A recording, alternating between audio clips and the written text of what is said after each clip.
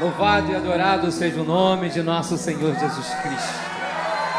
É um prazer poder estar aqui com vocês e muito me alegra e me honra, até porque nas minhas lutas existenciais e nos meus confrontos do meu eu com Cristo, muitas das vezes me sinto sem esperança. Mas quando vejo um momento como esse, eu acredito que o Evangelho vai continuar marchando, que o cristianismo vai continuar no seu lugar como sempre esteve, mas o Evangelho de Cristo nunca vai parar, porque a organização é essa, mas o organismo é vivo, está pulsando, e ver pessoas jovens como vocês, num momento como esse, entender que não é só um culto, é o que sentimos e o que vivemos diante do Evangelho de nosso Senhor Jesus Cristo. Isso me traz contentamento. Eu fico feliz por isso, porque quantas vezes me sinto num embate, até porque entendo que hoje tudo é Cristo e a organização é só um lugar para adorar. Não é ela que regulamenta quem eu sou. Ela é um lugar que o Eterno escolheu para eu poder celebrar. Mas o que nos move é Cristo.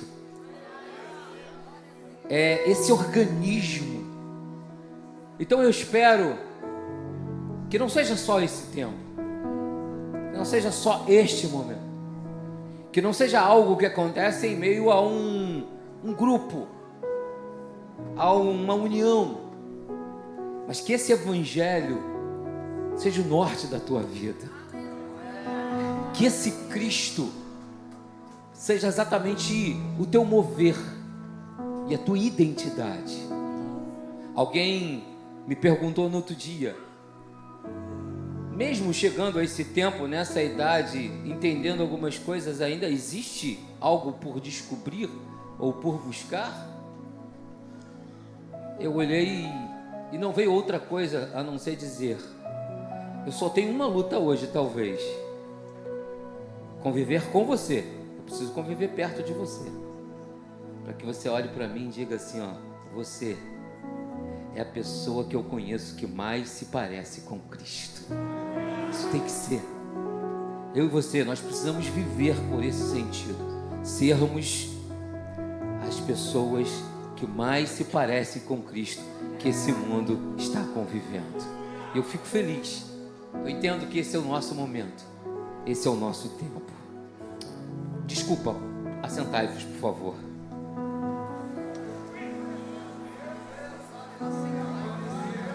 Eu entendo que em meio a tudo isso nos perdemos, e é comum isso, tanto natural quanto não natural, porque faz parte da vida. Nós nos perdemos às vezes, e às vezes nós nos perdemos para o lado de fora, e às vezes nós nos perdemos para o lado de dentro. E chega um tempo de todos nós que isso parece extremamente comum, e nós não conseguimos às vezes identificar. Jesus, extremamente preocupado com isso, estabelece uma série de diálogos que eu chamo de diálogos da graça. Todos os evangelhos, inclusive o de João, ele trava uma série de diálogos de forma muito intencional, de forma muito cirúrgica. Ele tem uma intenção exatamente de desnudar. Todas as vezes que o diálogo da graça se estabelece dentro de nós, através do que lemos dos evangelhos e do nosso dia a dia, nós percebemos que o grande sentido de tudo isso é me confrontar. Isso acontece com o jovem rico, isso acontece com a mulher samaritana. Nós descobrimos quem somos e aonde realmente tem as nossas deficiências, e aonde estão as importâncias dos nossos corações, ou aonde realmente nos perdemos, e como fazer para fazer o caminho de volta. E sobre isso, eu quero que você abra a sua Bíblia em Lucas capítulo 15. E eu sei que esse texto diz muitas coisas. Ele é um texto rico. Mas em especial hoje eu preciso conversar contigo, porque eu sei como é complicado chegar na minha idade. Eu sei como foi complicado. Eu sei como tive dificuldades. Existem duas gerações. A geração que vem do Egito e a geração que nasce no deserto. Eu sou parte da geração que nasceu no deserto. Eu não vim do mundo. Eu sou crente desde sempre. Eu não saí do Egito. Eu nasci no deserto, depois de já ter atravessado o mar de Junco. E talvez para muitos, ser parte da geração do deserto é muito mais difícil do que quem veio do Egito. Porque pelo menos do Egito, às vezes, as pessoas já carregam alguns sintomas e algumas memórias extremamente nocivas, perversas e destruidoras. E às vezes nos parece mais fácil quando elas retornam. Mas nós, às vezes, essa geração do deserto que já nasceu em meio ao maná, em meio às codornizes, em meio às nuvens, em meio ao fogo, em meio às instruções, em meio à lei, às vezes a gente parece que se perde. Parece que fica muito comum. Parece que fica muito corriqueiro, muito religioso. E Jesus, extremamente preocupado, ele estabelece um diálogo com 4 tipos de pessoas. Ele tem 2 públicos divididos em 4 pessoas, ou 4 tipos. Ele tem para o lado de fora publicanos e pecadores. Pessoas que estão chegando. Pessoas que vieram da geração do Egito, que carregam todas as dores. E do outro lado, os seus ouvintes são fariseus e escribas, que, fazendo uma análise a partir desse contexto, eu posso chamá-los da geração do deserto. Conhecem a lei de Deus, conheciam as instruções. Os escribas eram copistas, por isso chamados de doutores da lei. Tamanha era o conhecimento que eles tinham. Eles estão ouvindo. Nesse momento, o diálogo agora fica dentro de uma arena entre que os da geração do Egito estão ali para ouvir, mas estão perdidos. E a geração do Egito se sente dentro, mas está fora. Estão perdidos. O público que está ouvindo Jesus está perdido. E eles precisam exatamente agora de um diálogo para repatriar a alma. Para trazer a alma para esse ambiente do pensar, do sentir e do prosseguir. E sobre isso Jesus então traça esses 3 ambientes. O primeiro ambiente é um ambiente de fora. E muito comum com essa realidade caudulenta e forçada da vida que nós chamamos de deserto. Eles estavam ali. Há uma figura principal, o dono, o pastor dessas ovelhas. E Jesus diz para eles que em algum momento, não é o homem que perde, é a ovelha que resolve olhar o que tem no pasto vizinho. Isso é muito comum nesse tempo. Jesus nunca vai perder ninguém. Mas às vezes a gente quer dar uma olhada o que o deserto vizinho tem para oferecer. Parece que o sol de lá é mais forte ou menos forte. E é nesse momento que o texto diz que ela se perde. Se perde. Dá para passar horas aqui discorrendo e descrevendo exatamente todos os sentimentos que levam alguém a estar no ambiente do todo, ter alguém que cuida, que ama, porque a descrição é de alguém que ama, que cuida e mesmo assim resolve de forma deliberada, sem sentido, sabe, tomando uma decisão qualquer, decide se perder. Então eu tenho uma classe aqui que decide se perder. Eu decido sair, eu decido ir logo ali, eu decido dar uma olhada em tudo isso.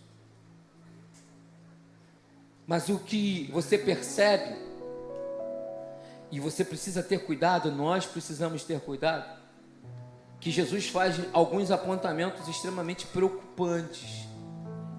E esse é dois. Porque ela não tem condição de voltar sozinha.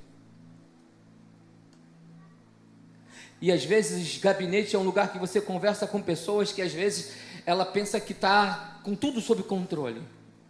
Não, eu posso ir ali no deserto e voltar. Eu conheço a geografia do aprisco. Porque o texto diz que ele deixou num aprisco no meio do deserto as 99 e sai em busca. Não, eu conheço a geografia desse deserto. Eu sei aonde fica o aprisco. Eu posso voltar. Engano. Por favor, aquele que te ama está em casa. Aquele que cuida de você está em casa.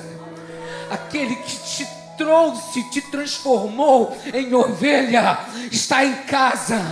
Hoje é uma palavra para a tua alma. Decida ficar no deserto aonde ele está, porque os desertos alheios são perdições. Talvez você tente, talvez você ame, talvez você inspire, talvez você deseje, mas Deus hoje nos reuniu aqui para te dizer: os desertos alheios matam, mas se você hoje tem a possibilidade, decida ficar em casa. Esse é o lugar da tua alma, esse é o lugar onde Deus te plantou. E a coisa mais preocupante desse texto aqui é que só o pai, só o pastor pode buscar. Você talvez conheça alguém que já está há anos no deserto alheio, perdido. Você conhece? Às vezes é parente, às vezes é bem próximo de nós. Sabe por que ele está lá há anos? Porque ele não pode fazer o caminho de volta. Só quando ele resolver. Se você me perguntar por que, eu não sei, porque demora às vezes tanto. Quando ele resolver ir, apanhar, lançar nas costas e trazer de volta para esse ambiente chamado Evangelho de nosso Senhor Jesus Cristo. O que eu quero é que você entenda que você precisa parar para pensar. Que não tem como voltar sozinho. Você não tem controle sobre essas decisões. Se deixar, se torna alguém perdido, se perdeu. Nesse texto em questão, é tranquilo, porque ainda existe uma esperança. Ele vai buscar, mas eu não sei quanto tempo vai demorar. E às vezes eu não sei como que você vai retornar, qual a condição da tua vida para retorno. Então, por favor, pare e pense. Eu sei que os desertos sempre são convidativos. Quase todo mundo sempre teve vontade de olhar do outro lado para ver o que tem do outro lado. Sempre, normal. Mas é preocupante. Lucas diz para a gente que existe uma outra classe um pouco mais tranquila, que está perdido do lado de dentro. Do lado de dentro. Carrega coisas de valores. Conhece muito bem. Está ali. Há coisas extremamente valorosas guardadas nos caninhos da sua alma. Mas em algum momento, por algum tipo de descuido, não é porque foi dar uma volta por aí, não, mas está dentro de casa. E de repente coisas que têm valor se perdem. Quantas vezes a gente não valoriza mais coisas que têm muito valor. E aí, sem saber, sem poder explicar, se perde diante de nós, se perde dentro de nós. Cristo, na verdade, às vezes não tem mais a mesma força. O Evangelho parece que não produz mais. Esse relacionamento e comunhão é só um ajuntamento. Eu vou porque é bom, é legal, o louvor é top, a gente se mexe. E às vezes até dá uns arrepios, umas coisas assim, né? Uns espasmos espirituais. Só que não. Isso que está aqui dentro de você e de mim tem valor. Tem valor. Você não pode perder esse contato. Se em algum momento da tua vida você sentir extremamente frio, ou se aquele louvor que você sempre ouviu não te toca, se aquela palavra que faz parte da tua vida, por exemplo, eu tenho 2 textos que definem a minha vida. 2 Coríntios capítulo 4 e Atos capítulo 20, aqueles 2 textos me definem. Eu sou exatamente aqueles textos. E tem uma música que me define. Tudo que eu vivi do Vocal Livre me define. Quando eu ouço, posso ouvir 1000 vezes, quando eu ouço, a minha alma se remete. Então, se em algum momento aquilo que te define, aquele louvor, as coisas que você ouve, se você não sente, cuidado, pare, pense, valores eternos estão sendo perdidos. E você está em casa, você vem ao culto, você jubila, você levanta a mão, você frequenta, você dizima, você oferta, você faz parte desse métier chamado Evangelho, mas ainda está perdido. Ou está se perdendo. Faça alguma coisa. Tome alguma providência urgente. O texto diz que essa mulher, ela perde algo de valor. Só que ela não se contenta em tapir, não. Ela não pode perder. Ela toma providências. Então, o do deserto é Jesus que foi buscar, mas existem algumas coisas que eu posso fazer. Eu não posso salvar a minha vida, mas eu posso zelar pelas riquezas da graça que estão estabelecidas aqui dentro dessa alma. Eu posso amar com toda a profundidade e o entendimento do meu ser e valorizar o Cristo que um dia me chamou, mesmo sem nenhum merecimento. Então ela sente, ela então pensa, a ideia de luz, a ideia de clareza, de parar para pensar. Você sabe se alguma coisa está se perdendo ou já está perdido dentro de você. Hoje acenda a luz da graça, acenda a chama do Espírito e pergunte. Não volte para casa hoje sem achar o maior de todos os valores. O jovem rico tinha riqueza. Nós queremos graça dentro de nós. Graça. O texto diz pra gente que ela acende uma luz. E ela varre a casa. É aquela velha pergunta: onde eu me perdi nesse processo? Em que tempo que eu só estou indo a uma igreja, mas não sinto mais coisa nenhuma?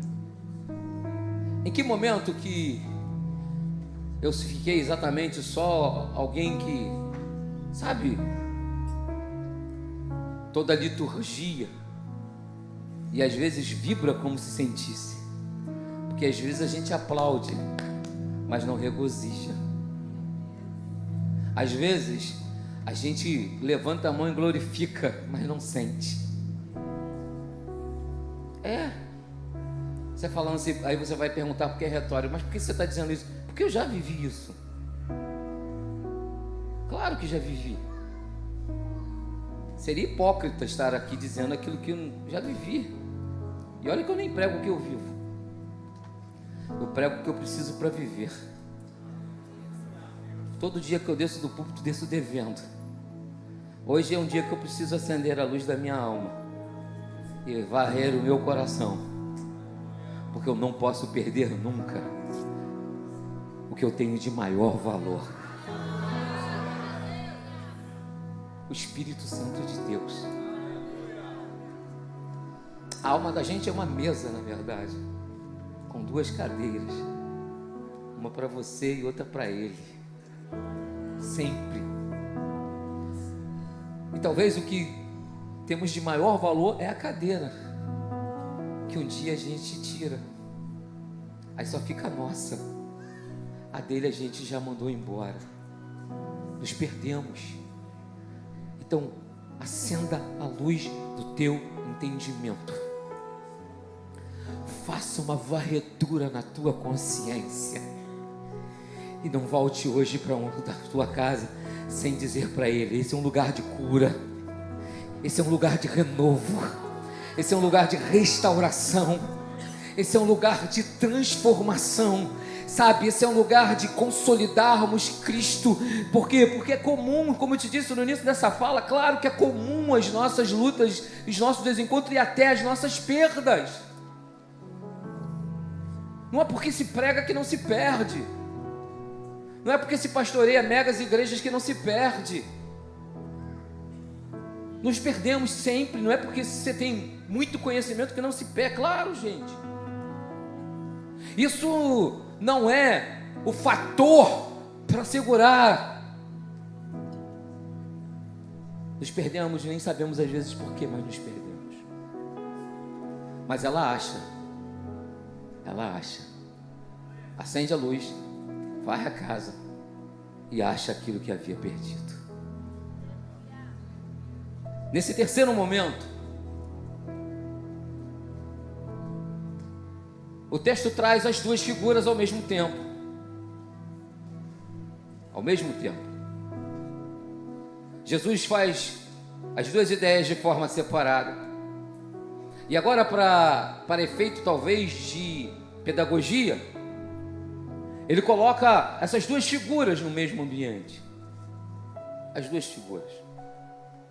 Se falta, no segundo personagem do relato, a figura do pai, como tem a figura do pastor na ovelha que some, e agora a figura do pai, no segundo tem o sentimento do Espírito que está em nós. No terceiro relato, ambas as figuras estão ali.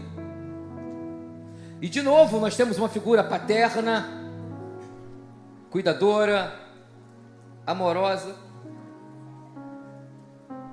que não obriga, que não sufoca,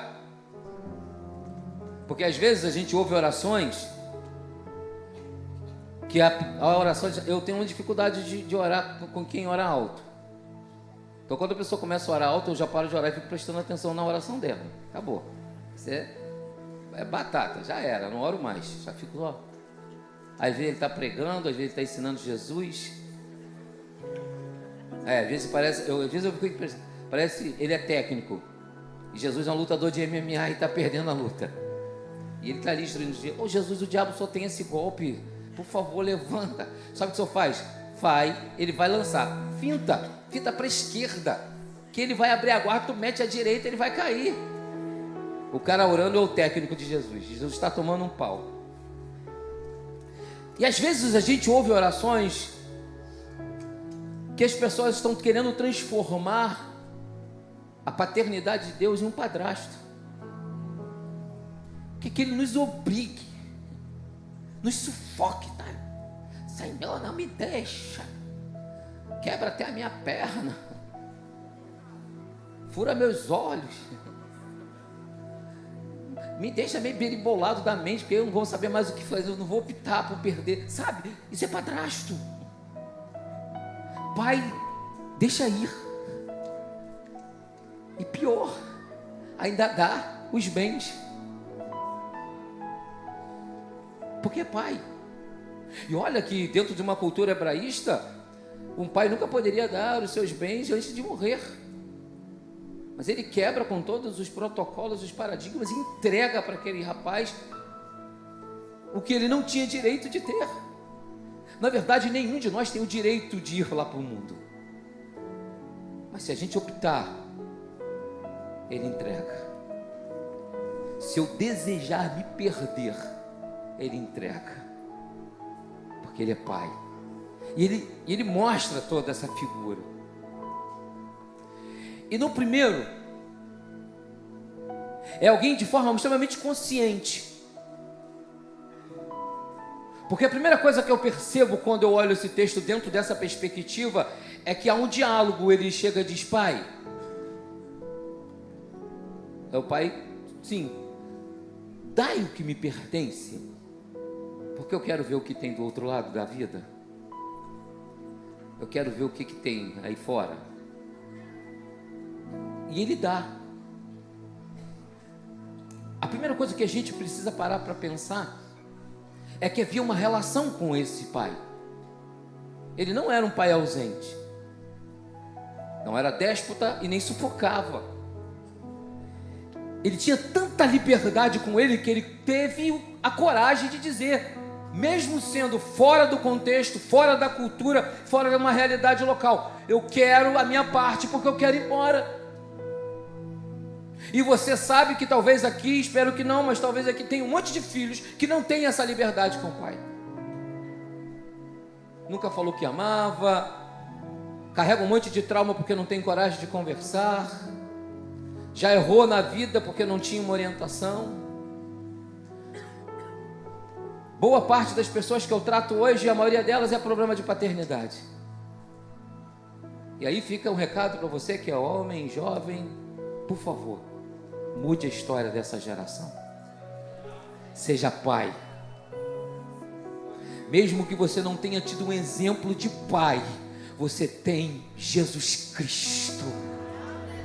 Ame como Ele, ouça como Ele, aconselhe como Ele, participe como Ele, chama para a vida como Ele. Seja o pai que você nunca teve. E não é que você vai super proteger, sufocar, não.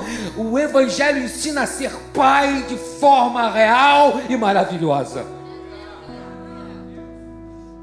E talvez você saiba o que é ter um pai assim. Você não tem, sabe, não tinha aquela amizade, não tinha aquela liberdade, não tinha sentimento de chegar perto para dizer alguma coisa. E olha que é absurdo dentro da cultura, mas ele tem. Então as minhas perdas não podem ser justificadas porque eu não tenho um pai. Eu não posso justificar as minhas perdas, os meus distanciamentos, porque me falta a relação. Eu não posso justificar essa ausência e esse desejo de estar em outro ambiente, porque ele não me representa, porque não cuida de mim, porque não me incluiu na herança eterna dele. Não. Todas estas coisas estão patentes a essa figura, chamada só de pai.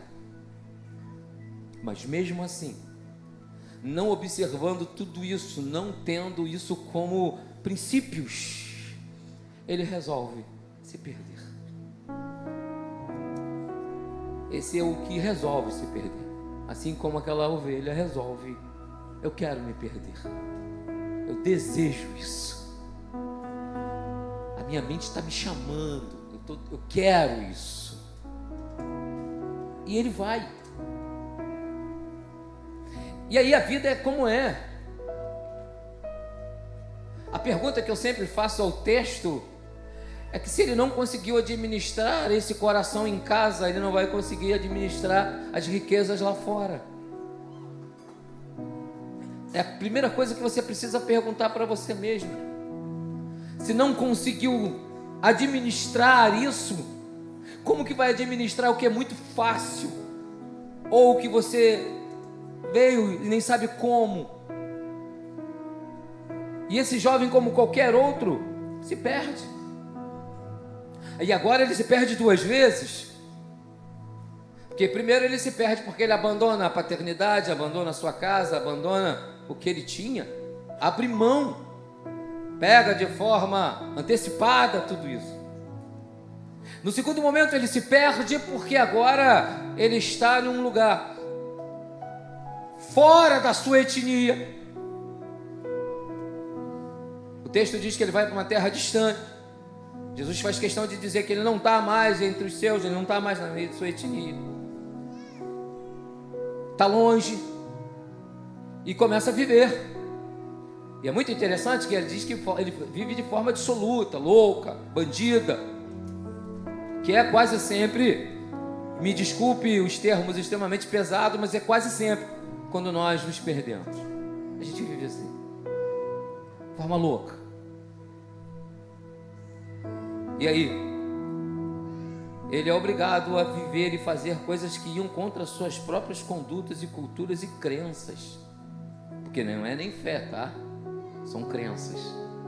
Porque se ele tivesse fé, ele estava em casa. Porque quem tem fé nunca vai embora. Mas quem tem crença sempre quer ver o que tem do outro lado. Mas mesmo assim, as crenças carregam tradições. As crenças carregam culturas. E o texto é extremamente interessante, que diz pra gente que em algum momento esse homem é obrigado a apacentar porcos. Algo abominável pelas suas crenças. Não que seja, mas eu penso que seja talvez um dos fatores predominantes para o seu retorno. Quando ele percebe que crenças não o livram de algo que para ele era abominável. Ele está ali, apacentando porcos com algo que é impuro para a cultura do seu povo. E ele consegue voltar. Em algum momento, ele faz uma retrospectiva de tudo, olha para o tempo do pai, para o tempo que está vivendo, e resolve que é tempo. E é sobre essa retrospectiva que eu quero te convidar a pensar.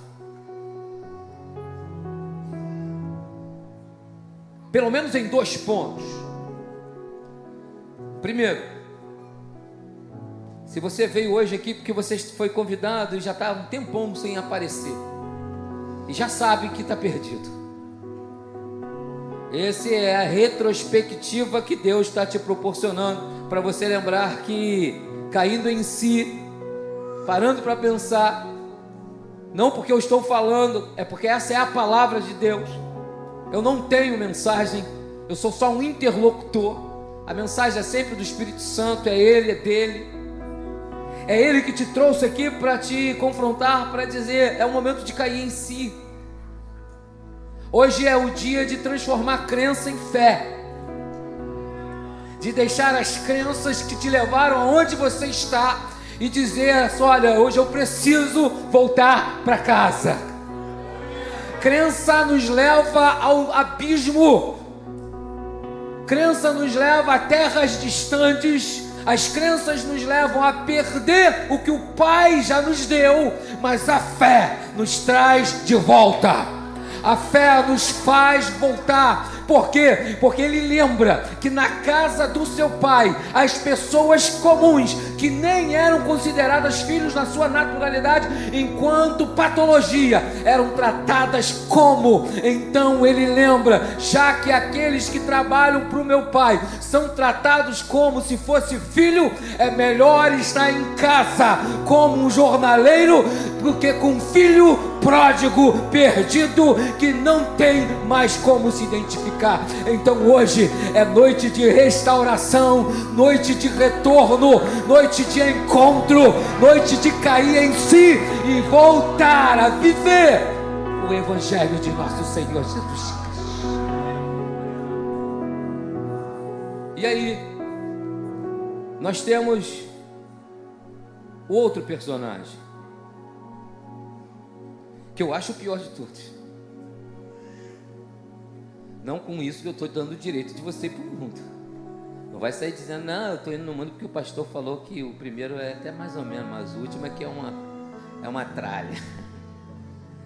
Não põe essas palavras na minha conta, não é isso que eu estou dizendo. Mas por que eu me preocupo? Porque essa relação que a gente tem com a vida do Evangelho, e ao longo dela, a gente acaba percebendo que os que estão perdidos dentro são maiores às vezes do que os que estão perdidos fora. É muitos. Nós temos esse outro personagem que nunca quis olhar nada que está do outro lado. Nunca quis. Sempre manteve dentro das suas tradições e das suas crenças. Sempre esteve por ali. Frequentou todo o Uni, Força Team. Faz parte. Não perde nada. E já começou a trabalhar e já é um ofertante. E agora, com muita alegria, já entregou o seu primeiro dízimo. E, como jovem rico, cumpre todas as regras e conhece tudo. Às vezes até se emociona. O pai está perto. Até consigo enxergar. Quando some um pouquinho, basta dar uma volta na fazenda, eu acho. Se me sinto mais ou menos, é só ir no outro quarto. Ele está ali. As coisas são normais, acontecem, ajuda, trabalha, tem os seus ofícios, aprende. Ele já era um sério candidato a ser o próximo pai, o tutor, o senhor daquela fazenda, já que o outro já havia dispensado, já perdeu. Ele é, mas nem por isso.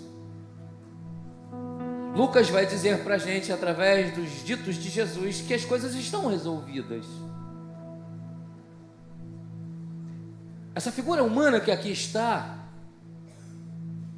ela tem problemas. Ela não sabe quem é o pai.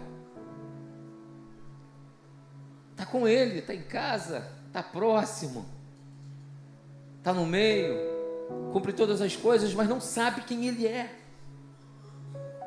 Essa é uma outra coisa que eu preciso pensar, nós precisamos pensar. E aí essa é uma parte que cabe para todos. Isso não separa púlpito de plenário. Ao contrário, às vezes eu penso que começa aqui. Porque às vezes a gente conhece pessoas que viajam o Brasil inteiro de aeroporto em aeroporto, de igrejas em igrejas, de mensagens em mensagens, de fama em fama, mas estão perdidos. Até porque primeiro já perderam a casa e também já perderam a fé. É crença. Orar, muito pouco.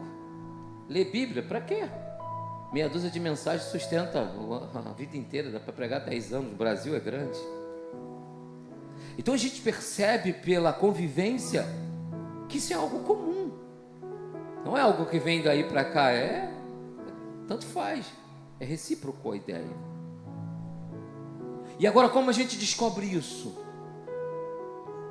Quando somos confrontados. Como você vai descobrir isso? Quando você é confrontado. E olha, sabe o que é triste? É que aquilo que nos confronta é quem está bem do lado. É que quando a gente descobre que o miserento que estava lá fora voltou com os mesmos direitos daquele que estava aqui dentro.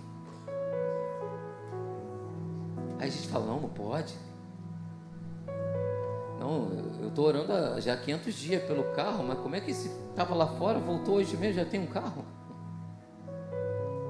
Eu estou orando pelo emprego, que meu sonho, mas eu estou aqui dentro e acabou de voltar, levantou a mão ali, voltou, já tem um emprego. Esses confrontos são extremamente naturais, não é? É pelo que está aqui dentro. São pelos aqueles que estão chegando, ou vindo do Egito, ou vindo do deserto, mas estão chegando. Então sempre haverá esses confrontos, porque esse confronto não vem de quem não tem envolvimento, é de quem está retornando. O que confronta é saber que o amor do Pai é único e recebe com os mesmos direitos e abençoa da mesma forma. Quando eu coloco em xeque tudo isso, eu percebo que ele nunca foi próximo, ou melhor, eu nunca fui próximo dele, já que tendo tudo, nunca tive nada. Tudo era meu, mas eu nunca soube usar. Há uma riqueza imensurável da sua graça e eu vivo numa pobreza de condução. Sirvo por constrangimento, sirvo por obrigação, sou o homem da crença e produto de algum tipo de interesse. Aí quando sou confrontado porque alguém que está chegando agora, está voltando, está recebendo ou vivendo ou sentindo algo que eu nunca senti, eu entro em crise. Glória a Deus que essas figuras humanas estão chegando para que as crises se instalem em nós, porque nós não queremos estar perdido dentro.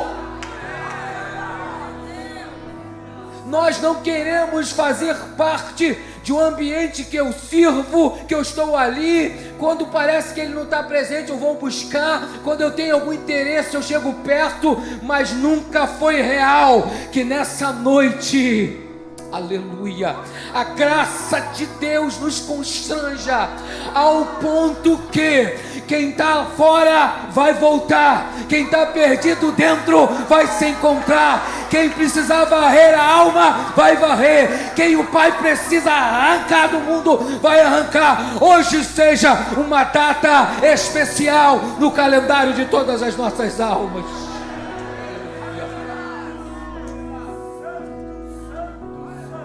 Porque no final de tudo isso, é um diálogo que a graça estabelece.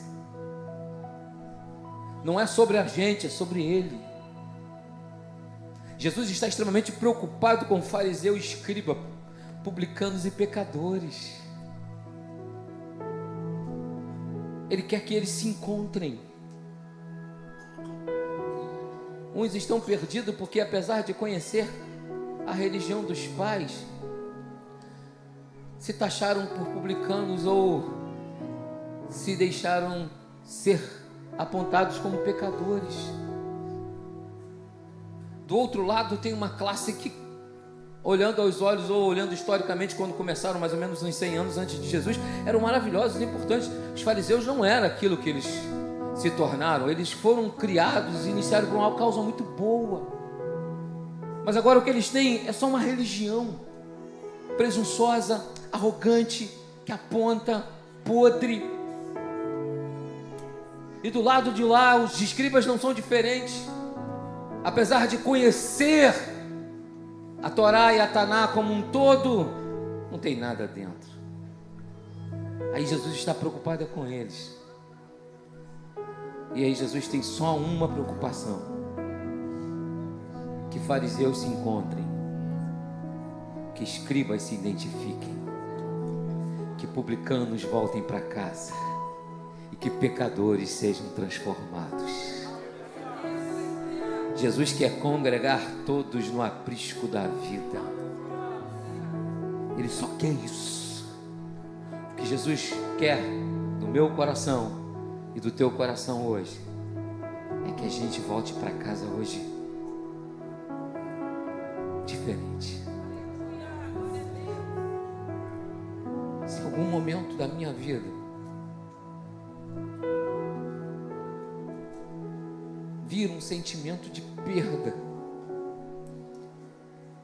que esse diálogo da graça traga à tona essa palavra, remonte ela nos escaninhos da minha alma, para que eu, de forma alguma, possa me perder.